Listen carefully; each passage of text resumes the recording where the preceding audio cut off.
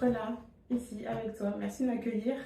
Ravie aussi. Donc, l'idée, c'est que tu nous partages au sujet de ton métier, ton quotidien, comment tu as choisi ce métier-là, ton parcours. Voilà, en gros, de quoi on va discuter.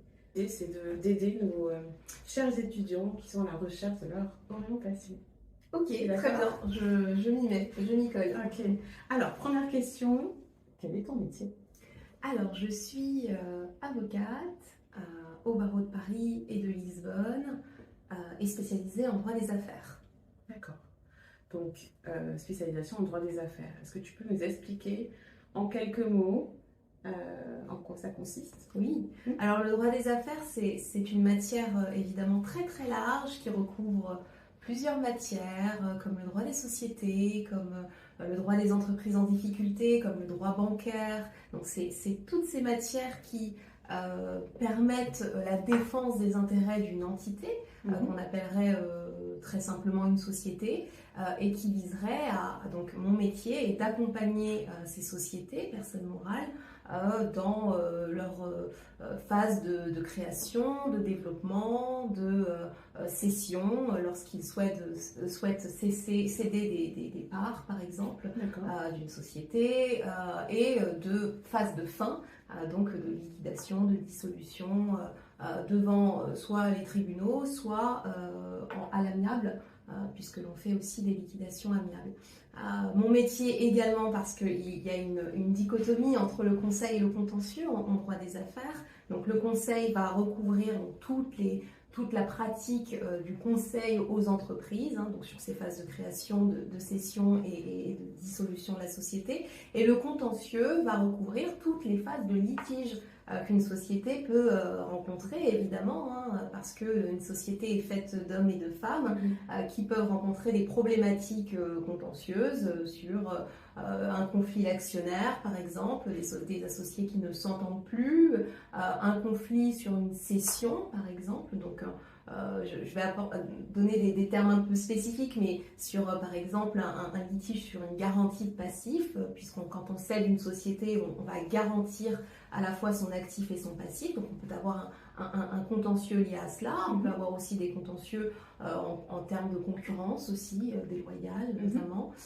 Voilà, donc c'est ce qui recouvre mon métier. Et par ailleurs, je pratique également le droit de la famille pour être un peu plus en phase aussi, parce que le métier d'avocat, c'est évidemment beaucoup de matière, mais c'est un métier aussi qui requiert l'humanité, en tout cas l'humain, se rapprocher des autres. Et j'ai trouvé en droit de la famille une matière qui me permettait de déployer cette affinité que j'ai avec l'humanité, disons. Et donc j'accompagne à la fois des enfants, des parents sur des problématiques heureuses, un mariage par exemple, une naissance, et des problématiques moins heureuses, un divorce, une séparation de biens, de corps, un placement d'un enfant par exemple. Voilà, c'est à peu près tout sur mon activité. C'est énorme. Ma pratique première est le droit des affaires. Pour vous dire un peu l'activité principale. Absolument. Donc je suis aujourd'hui dans un cabinet collaboratrice, dans un cabinet spécialisé en droit des affaires, contentieux et conseil. Je fais presque essentiellement du conseil, même si je fais aussi beaucoup de contentieux, mais je fais beaucoup plus de conseil que de contentieux. Et la phase, en tout cas la pratique droit de la famille, je l'ai développée à titre personnel et je le développe avec des clients qui me sont propres, si je puis dire. Et c'est une partie annexe de mon travail qui représenterait peut-être, je dirais, 30%, puisque je le développe quand même beaucoup. Et voilà. D'accord. Très bien. Donc on dirait 70-30. D'accord, 70-30. Ok, très bien. Et en termes de, journée type, est-ce que c'est possible de parler d'une journée type dans ton métier? Non, il n'y a pas de journée type. J'ai pas de journée qui se ressemble, j'ai pas de semaine qui se ressemble. Je peux passer une semaine au bureau, en call, en analyse de documents, en analyse de contrats, en négociation de contrats aussi, parce qu'on a cette phase-là, et en préparation de, par exemple, une opération de cession, comme je peux la passer aussi quelquefois au tribunal, quelquefois en déplacement. C'est vraiment, il n'y a pas de journée type quand on est avocat, mais ça je parle vraiment de façon générale. Un avocat n'a, je crois, pas de journée type, et il fait au fil de l'eau avec évidemment beaucoup d'organisation, mais c'est aussi ce qui fait le sel de notre métier, c'est qu'on n'a pas de journée type, on n'a pas de semaine type, aucun dossier ne se ressemble, aucune journée ne se ressemble, donc c'est aussi ce qui est positif dans notre métier.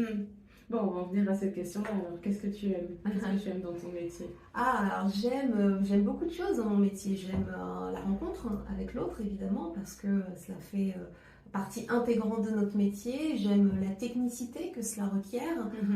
J'aime les rapports plus ou moins joyeux avec nos confrères. J'aime aussi l'ajout verbale qu'on peut avoir éventuellement au tribunal. Voilà, et j'aime le fait que ça ne ressemble, aucune semaine ne se ressemble, et on est en constant apprentissage dans ce métier. On n'arrive pas avocat un jour, en prêtant serment, et on n'évolue pas, on évolue constamment. Moi je ne crois pas être la même personne que celle que j'étais lorsque j'ai prêté serment, et j'évolue constamment pour devenir meilleure, si je puis dire. Et voilà, et m'améliorer chaque jour. Donc c'est aussi le côté très très positif de notre métier, c'est qu'on est en constante évolution.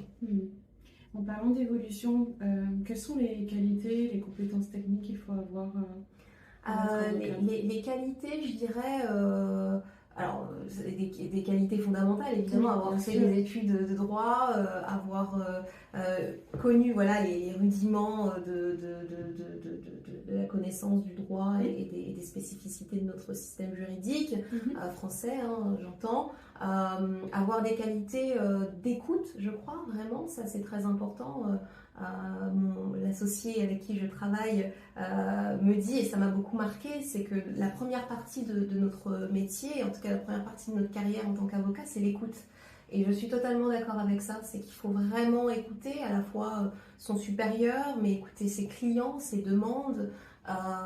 Il faut être constamment dans l'écoute du magistrat, l'écoute du confrère, parce que derrière il y a un sous-jacent qu'on ne maîtrise pas forcément, et si on n'écoute pas, si on n'est pas dans cette écoute, il est difficile d'attraper le truc, d'y arriver. Donc c'est vraiment l'écoute. La deuxième ou troisième qualité, je ne sais plus où j'en suis, c'est peut-être de s'adapter aux clients, de s'adapter aux spécificités du dossier, vraiment de s'adapter.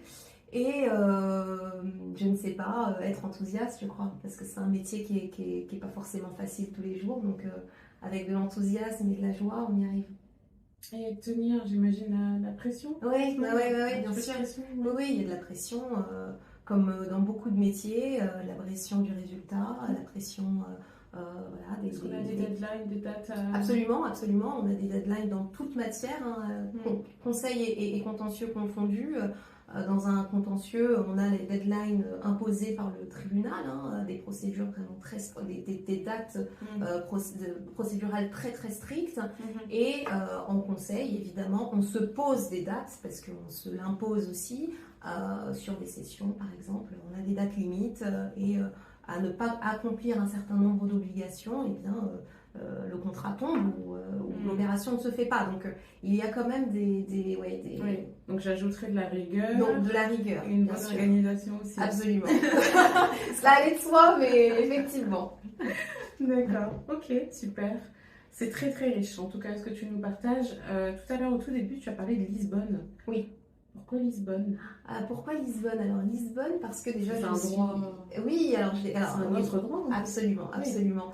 Pourquoi Lisbonne? Moi je suis donc d'origine capverdienne, d'origine lusophone. Je parle portugais, le créole capverdien, et j'avais à cœur à un moment dans ma carrière de me rapprocher de mes origines parce qu'elles sont riches, parce que je crois que Le fait d'avoir cette double culture est évidemment importante pour moi et importante pour ma vie professionnelle. Et donc je suis allée à Lisbonne, j'ai intégré un cabinet où j'ai été spécialisée plutôt en droit des contrats, oil and gas, sur le secteur droit pétrolier, minier, gazier, et ça m'a beaucoup plu. Et aujourd'hui, j'en garde un très bon souvenir. Je suis rentrée parce que je suis allée vers d'autres cieux, si je puis dire, mais je garde toujours cette pratique. Alors, le droit portugais. Oui, c'est la question que je voulais te poser. Alors, oui et non, je ne pratique pas le droit portugais en tant que tel. Je parle portugais. Je suis inscrite au barreau de Lisbonne, mais je m'aide beaucoup de confrères et de consoeurs sur place pour réaliser un certain nombre de formalités pour moi, même si j'ai le droit aujourd'hui d'aller plaider et de réaliser des formalités à Lisbonne. Je n'y suis pas au quotidien, donc je m'appuie beaucoup de confrères et de consoeurs pour réaliser un certain nombre d'opérations. Mais cela ne se limite pas qu'à Lisbonne, puisque nous avons des clients, notamment en Afrique lusophone, en Angola et au Mozambique. D'accord, super. C'est très très intéressant parce que du coup, je pense que si des étudiants sont intéressés par ce métier-là, ils peuvent se dire que je peux aussi en fait pratiquer dans un autre pays. Absolument. D'accord. Absolument, parce que la réglementation européenne aujourd'hui le permet. On a une directive qui reconnaît le titre d'avocat inscrit dans un barreau français ou un barreau de l'Union européenne, exactement, de reconnaître ce titre-là dans un autre État membre.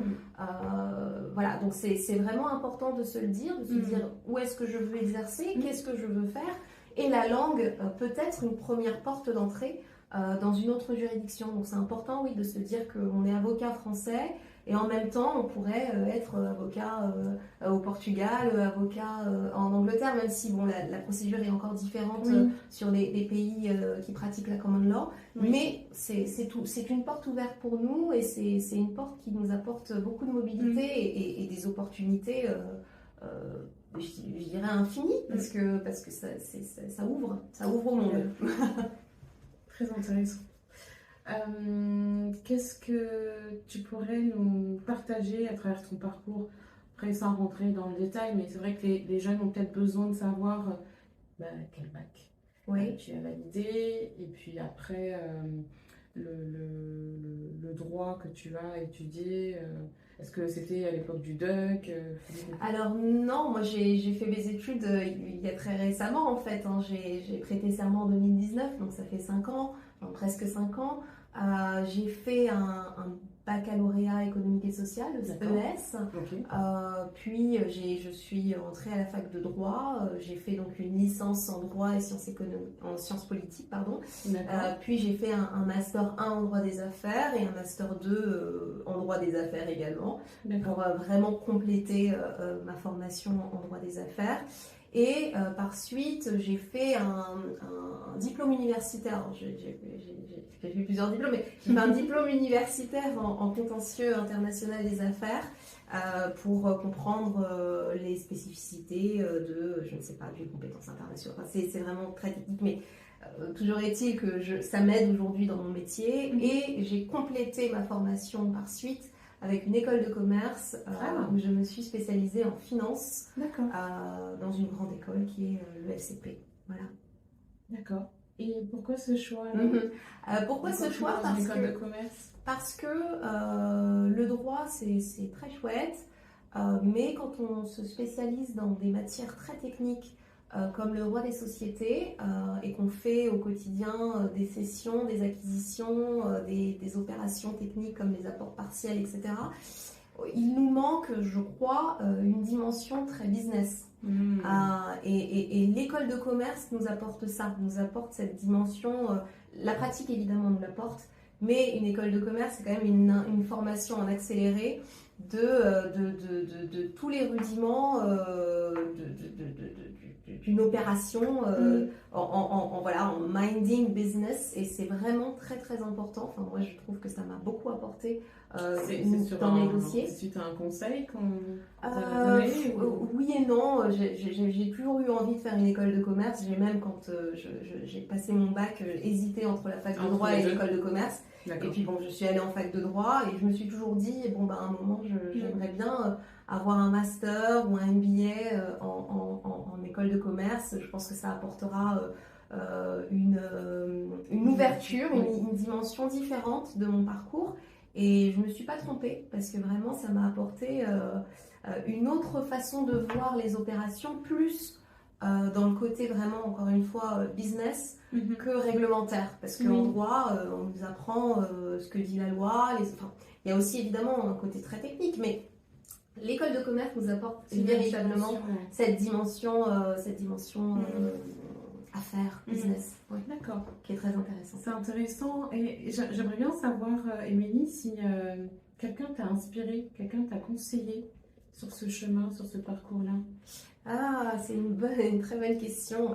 J'ai été inspirée par de nombreuses personnes dans mon parcours. J'ai été inspirée d'abord par ma famille, qui m'a poussée, qui m'a inspirée. Je ne donnerai pas des détails, mais qui m'a donné évidemment beaucoup de force dans ce que j'ai pu accomplir, même si c'est pas encore totalement fini, mais en tout cas ce que j'ai pu accomplir, ils en sont grandement responsables et partis dans ça.